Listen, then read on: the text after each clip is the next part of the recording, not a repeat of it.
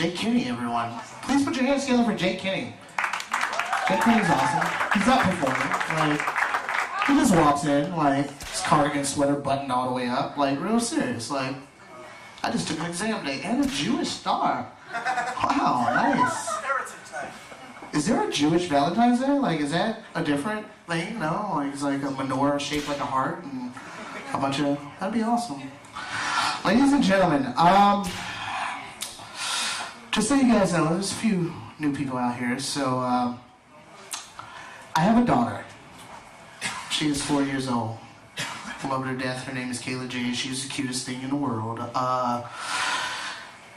I sometimes have what I like to call play dates with my other friends who have children, and it's an awesome thing. I love it so much. We get our kids together. One of my friends, he has a 6-year-old son, and we'll get together whenever, you know, we get the chance and take our children to the park, and we'll let them play in the park while we sit on the bench and smoke a joint, because we're great dads. Like, we're awesome dads. Like, we're the best. So, one time we were doing this, and we were sitting on the park bench. We're smoking a nice premium joint, as I like to call it.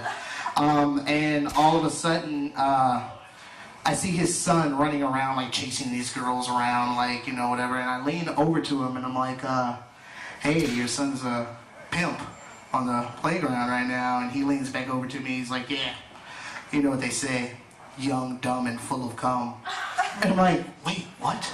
Like, what just happened? And because I'm so stoned at this point, like, my brain starts to work and creativity starts happening and all that kind of stuff, and I immediately think that he's telling me in code that there are pedophiles filling kids with cum in this neighborhood, and I'm like freaking the fuck out. I'm like, no, fuck that. No, Kayla, come on, let's go. Kayla, let's go. Come on, Kayla, get your jacket. Let's go. Come on, Kayla, let's go. Kayla, and you know, I have to, my daughter is half white, so you know how independent white kids are, so you have to keep calling them. I'm like, Kayla, come on, let's go. You want to get in the timeout? Let's go. Come on.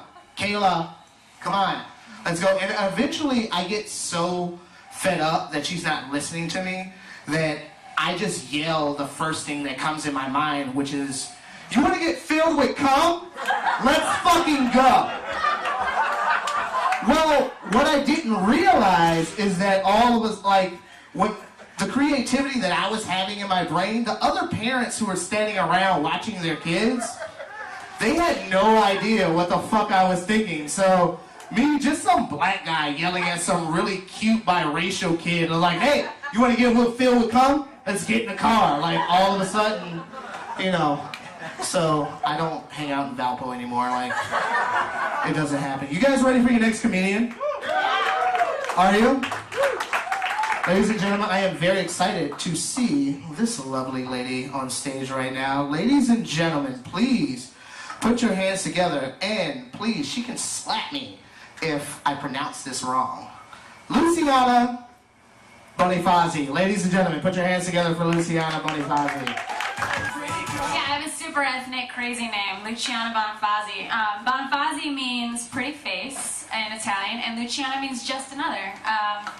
My parents were setting me up for a lot of just depression and denial and all kinds of shit. I was not aware, I totally forgot that you can still smoke indoors in Indiana. Ann and I drove here from Chicago, so I'm gonna go home and take a bath later. So it's Valentine's Day, right? So I was at this Super Bowl party with a bunch of people who were a little older than me. They're all married.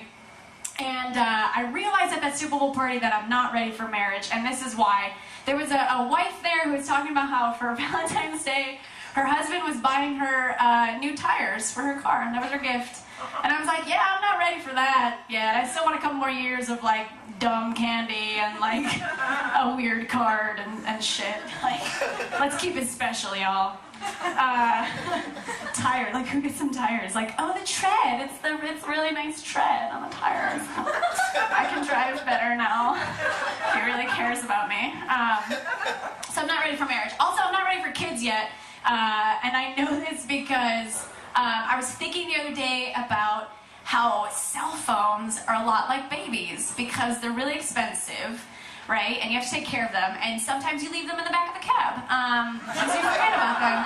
Like, I go to parties all the time, and I have my like 3-point check where I'm like keys, wallet, phone, but I don't do that when I'm taking care of other people's kids. They like run around and they get, you know, bumps on their heads, and I'm like, oh shit, oh well, take you back a little damaged. No one will know the difference. It toughens them up, right? So I'm not ready for kids. So I take birth control, but sometimes you forget to take it. So this is what I do, ladies, good trick for you. Facebook is an excellent birth control reminder.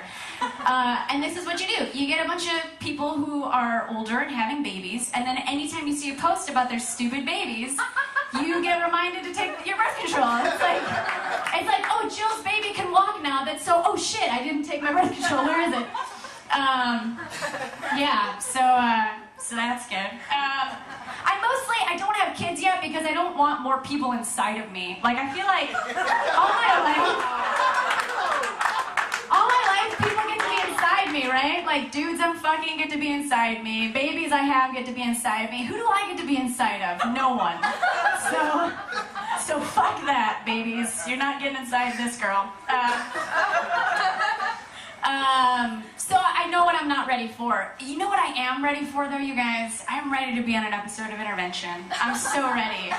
And this is why. Because I feel like after you fuck up your life that badly and then go to rehab and fix it up that well, it's sort of like, you know, pass go and get $200 free card. Like, you'd be at work and you're like, your boss comes up to me and he's like, hey, man, you didn't get me that report this morning. I'm like, you know what, sir? I didn't get you that report. But you know what else I didn't do? I didn't give a guy a hand job in the alley for some heroin today, so why don't you give me a little credit for that? I'm a recovering addict, and all of your questions and your reports are going to push me closer to relapse, so you should just back up. And I think they have to give you a raise or something after that, right? But the problem with my dream is that I don't have a very addictive personality. Like, if I hang out with a bunch of meth smokers, they'd be like, day one, they'd be like, hey man, you want some meth? And I'd be like, is that what everyone's doing? I guess, yeah, that's fine, that's, you know, whatever. Day two, they'd be like, hey man, you want some meth? I'd be like, not really, but if that's what we're doing tonight, I guess. Day three, they'd be like, hey man, you want some meth? I'd be like, are we gonna watch a movie or what? Because every day I come over here, you guys see we're gonna watch this movie, and then you guys just smoke meth all day. This is fucking stupid. I don't know, honestly, like, I'm so busy, I don't know how people find the time to overdose on drugs, like, and I don't, I have way too much shit to do. I don't have a spare minute to shoot up some heroin, but I take issue with the word overdose, and this is why, because there's not really a dose of heroin, is there? It's not like, oh, I wish I would have ate some food with that dose of heroin, or, you know, my doctor told me I'm only allowed 1 heroin a day, so I should really cut back, you guys.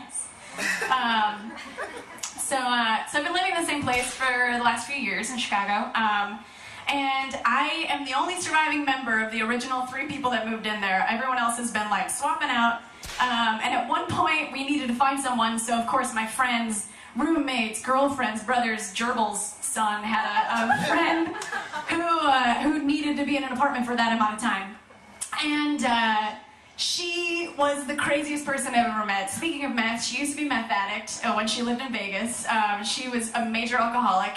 And she once accused our maid of stealing her weed, not to her face, but to me. And I was like, that's the perfect crime, really. I hope she did do it, because what are you gonna tell the police? She stole your weed?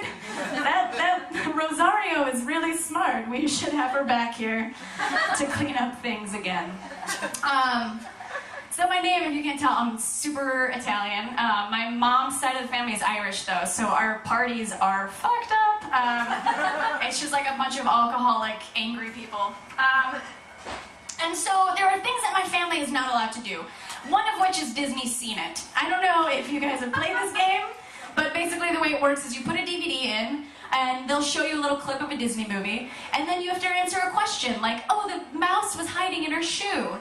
Simple game. You guys, I've never seen so many fist fights break out that start with, it was Cinderella, you fuckhead! My brothers and my cousins get on the same team and they get real competitive about it. And they're playing against my, like, 2-year-old niece who's like, it was Belle! So, that happens. to talk to each other on Facebook. Because my dad has had several sit-down conversations with us about how the Facebook is ruining our family. Because we just get into fights over it all the time. Now, it's funny that my dad says this because he himself is not on Facebook. Also, he's the only person I know who could take apart a computer and put it back together, but types all of his letters in all caps. And I went down one day to the computer room at my parents' place and was like, Dad, you know there's a button on the keyboard. You don't have to type them like that. And he's like, I type all of my letters this way. And he said that he typed a letter to the chancellor of my university, and it was in all caps. And I was like, now I know why I got so much scholarship money. Not because I'm smart, but because they thought you were dumb. They were like, clearly this girl needs to go to college, you guys. Otherwise, she's going to turn out like this.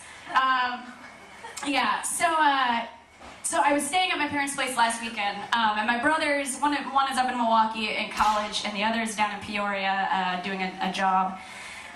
So I was staying in my old room, which is now belongs to the one that's up in Milwaukee, and it was weird to stay in that room because it's his now, but it was weird in like a I can't masturbate in here way, because I know he masturbates in here.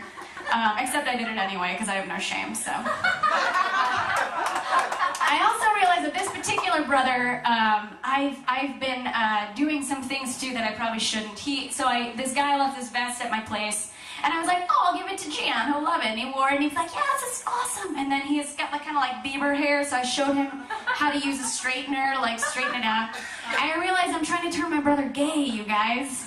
And the reason for this is because I'm the weirdo in the family right now. Like, my parents are a little conservative, so like I'm the like atheist comedian. So if I had a gay dude on my side, it would make my cause a lot stronger. I'd have a bro to come home to, right? So my mom and I have a lot of candid conversations about sex. So one time we were talking about the way that guys smell, and how she gets like kind of turned on, and my dad goes and works out in the garden for a little while and comes back in smelling of, you know, dude or whatever, and sweat. And I was reading this article that said like the same thing. That was like they soaked a bunch of stuff in like men's sweat, and it like was really calming to women. And I was just thinking about like, and it's because like, you know, back in caveman days, right? You would want to be with the dude that did the most work. And so the guy that smelled like that, you were like, this man is strong, he's good, he'd make food. I can only imagine like, Brett wear Axe, Brett no good man, Brett smell mega bad. Like, and that's kind of how I smell, like, that's kind of how I feel right now. It's like, yeah, that dude wearing Axe, probably a douche. But so my mom talks to me about my dad all the time, and I'm just like, Mom, gross. Like, I don't want to talk about sex with my dad. And one time she was like, Lucia, you know, you have to have a more healthy, open attitude about sex, or one day your husband will leave you. And I was like, thanks, 1950s housewife. Also, that's why I'm a slut now, so you can blame that on my mom. So it's Valentine's Day, right? Yeah! No. Fuck that shit. I just got broken up with, and it was on the last day of our vacation in California. I don't know if you guys have ever walked around Venice Beach, but there's all these guys handing out these CDs, right? And they're like, they're rap CDs or whatever, and they're like, hey bro, whatever man, get this CD for your wife, man, she'll love it. And like, they're not even looking at like wedding rings or anything. So my boyfriend broke up with me like at Venice Beach, and we're like walking back to the car, and the dude was like, bro, give this CD to your wife, man. And I was like, I'm not his wife! I'm not his wife, you guys. Just stop it. Yeah, it was really funny. The guy was like, what? And now that I'm broken up with, of course, there's like all these guys come out of the woodwork that are like, you know, I've always had feelings for you. And now I can't hide behind a boyfriend, right? I have to be like honest about why I don't want to date these jagoffs. And women, it sucks, right? Because you can only do one of two things. You can either be an idiot about it, or you can be a bitch about it. So it's either like, hey, come out with me, and you're like, oh, I don't know. Or you're like, no, fuck you. And either way, you're not gonna end up in a good position. So I'm back on the OkCupid. How many people have used OkCupid? No one? Yeah, right? The two people from Chicago. You guys are all happily coupled off. Don't need online dating. Online dating is interesting. So I started off on Match.com, which you have to pay for, right? And then OkCupid is free. And if OkCupid ceases to work for me, I'm going to go to SugarDaddy.com and get paid to date people. And I'm going to have a mega orgasm when my student loans get paid off. So that's what's going to happen there. I feel like dating is so different now than it was like even when my parents were going out. But like, how different is it than it was for like Civil War era? Like, these dudes would be writing letters back home to their girlfriend like, "Dearest Celia, I miss the sparkle of the moonlight in your eyes." And now it's like you get a text from some dude like, "Becky, show me your tits." Yeah, and it's like, dude, I think like my generation just doesn't know how to interact with people. Like, this dude came up to me after a show once, and after I did this joke about OkCupid, and he was like, "Hey, now I know why you look so familiar." And I was like, "Dude, don't do this." Like, in my head, I was like, "Don't say it. I know what you're gonna say." And he was like, "I messaged you on OkCupid, and you never wrote me back." And I was like, "This is awkward for everyone in the room now. This is fantastic." No, I didn't, and you bringing it up is not going to make me message you back anymore now, man. In fact, I'm going to go home and block you immediately. Yeah, and also people like, so your shit's everywhere now, right? Like, people can Google you, people can like go on your Facebook and go back for like decades, or I don't know, not decades, but I guess several years. And so like people sit down now and be like, "I want to have a discussion about this Facebook status you had from May of '09. Can we talk about this? It's a little vague. I don't know what you meant by this song lyric that you put up there. Did you break up with someone that day?" Like, I'm like, I don't want to, this is a second date, dude. I'm not going to talk about my Facebook. So I've been getting all these emails from Netflix asking me to come back for only $7.99 a month. And I think this is a great marketing tool to use. I'm going to start doing it. I'm going to send emails to all my ex-boyfriends, updating them on the status of my life and all the new improvements. Like, come back to Lucia, now with 20% more blowjobs and 70% less Facebook stalking your wall for posts from other chicks. We'll see how it works, you guys. I'll let you know. When we were out in LA, there's like, all the advertisements are for movies, right? And there was all these advertisements for this movie called The Journey 2, starring The Rock. I didn't know that there was a Journey 1. And I wonder, so I have like two younger brothers, right? So I used to watch The Rock when he was like The Rock and like wrestling and shit. I wonder if he just woke up one day and was like, "Well, I'm heading down this path, like I smell what The Rock is cooking, and it's family entertainment, so I'm gonna go do this." Also, as I'm like driving around LA, I'm noticing all these like auto repair shops and like upholstery stores and all this shit. They're like AA, AAA auto repair, because a long time ago there were these things called phone books, and it mattered that you were like the first list, or the first person on the list, because people would just open the book and go there. But now people are a little more savvy. They're searching for stuff on the internet. So I think all of these places should change their name to stuff that people are searching for on the internet. So like Hot Underage Girls Auto Repair, what I think do a lot better for them. And they can change their tagline to like, Hot Underage Girls Auto Repair. We get under your hood so you can get under theirs. Right? Works out well for everyone. So I was talking about my roommates earlier. So one of my roommates now has cancer, which is sad, but she's got a great attitude about it. But she's always like, "Lucia, you should do some jokes about cancer." I'm like, "Yeah, probably won't be doing that, Jenny." We were out one night, and she was like, "You guys, I want to take some shots." And we were like, "No, I don't think we're going to take shots tonight, Jenny." And she was like, "I have cancer. What's your excuse?" We were like, "I guess we have to do this now." So like, it's the ultimate excuse for everything. Like, she's like, "You guys never do the dishes." We're like, "Yeah, sorry, we're lazy. I have cancer and I do the dishes. And you guys can't do the dishes." I'm like, God damn it.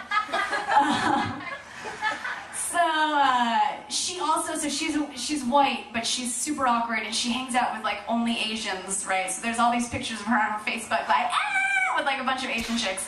And so my roommate and I went to this party of my one friend who's and goes to the Art Institute of Chicago. And so there are a lot of like Asian hipsters, which is a thing. And Jenny came out and was like, "Asian hipsters, is that a thing?" And I was like, "Yeah, yeah, no, it's totally a thing. And she called us racist, which I've never heard before, but you guys can pass that around. Here's some other terms that you probably have never heard before. There's a term called cock block, right? That dudes use all the time. They're like trying to have sex, they don't get to have sex, and they were cock blocked. Believe it or not, gentlemen, there are women out there who are trying to have sex who do not have sex that night. So I have come up with some female alternatives for the term cock block, so you can use these. One is twat swat. There's taco blocko. Clam slam. Here's one you can do with your gay friends. It's vajayjay anene. And my personal favorite, vagina decliner. So you can take that around town when you are trying to have sex and you can't. Speaking of trying to have sex and you can't, right? You ever been on your period and you're trying to have sex with a guy but you like don't want to do it? And I'm like, I've got all this Catholic guilt, right? So I can't just come out and be like, oh, I'm on my period. Like, period's a dirty word. So I try to like explain it like in a roundabout way. And this one time I was like, hey, you know, sometimes when you're a girl and like once a month there's like something that happens and sometimes it's okay, but sometimes you just you can't handle it.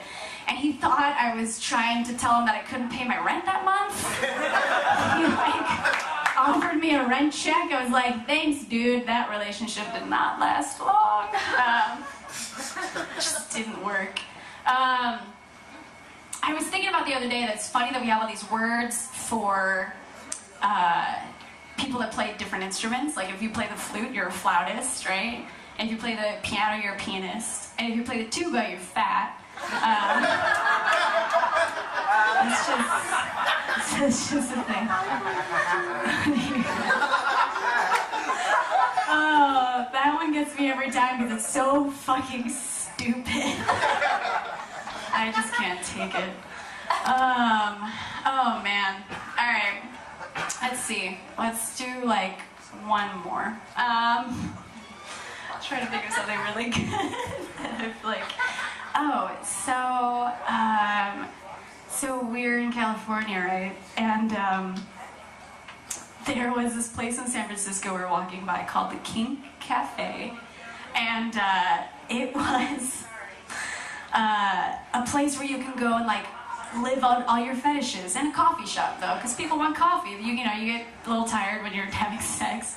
So, but they have events like once a month. They have Bring Your Human Pet Day, and you can bring your human pet to the coffee shop, and they'll feed them coffee out of a dog bowl, which is an interesting concept. So, a couple miles down the road, we get to Carmel Beach. Gorgeous beaches and lots of dogs in the 1%. Like every dog had 3 balls and like 2 dog bones a piece. Like this dog had like, I seriously like 3 balls shoved in his mouth, and it was like, I'm rich, I can do this. And I was thinking on that beach, I had a really, you know, we just left San Francisco, we're driving to LA, and I had a really, really like deep philosophical thought. I was like, you know what? A lot of people want to be rich people. But I would settle to be a rich human pet. Like, just a human pet in the 1%. And I would drink coffee out of a dog bowl if it meant I never had to work again. I am Luciana Bonifazi. Have a good night.